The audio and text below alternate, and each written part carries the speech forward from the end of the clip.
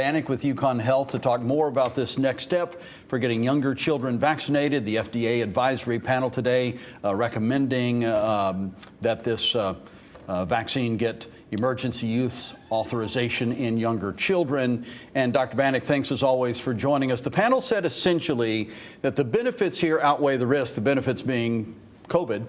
The most significant, albeit still unlikely, risk is myocarditis, I gather. Remind us again what that is. Sure. So myocarditis is an inflammation of the heart muscle.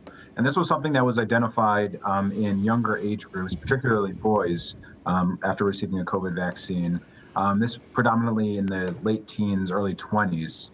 Interestingly, the data that was presented today on the younger children did not show a rate of myocarditis at the rate that was seen in the older groups. So that does provide some reassurance, but an area that is still of active interest. I think any time that a parent is going to give their child a vaccine, there's always maybe a little bit of hesitancy. What should parents really know about this emergency use authorization? And what about those parents who are maybe hesitant to get their children vaccinated?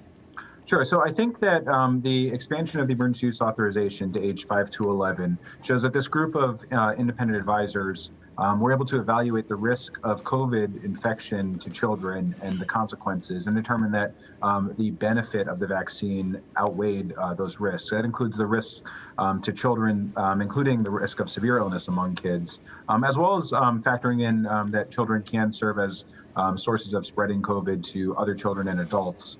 And I think weighing the risks and benefits favored the recommendation to move forward with the emergency use authorization in age 5 to 11. All right, Dr. David Banach with UConn Health. As always, we appreciate your time. Thanks again for having me.